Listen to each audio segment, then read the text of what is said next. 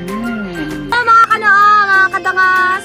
So for today's vlog, gagawa tayo ng sausawan ng mangga. Ilagay na natin yung bawang at saka sili. At mabula yung mantika namin kasi pinagprituhan na po namin ito ng isda. Kailangan nagdidikit tayo guys. Use oil yan, use oil.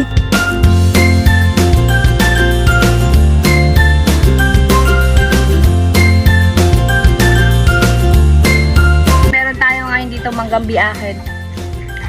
Uy! Alat, ito na guys, alamang guys. Uy! Uy! Sarap.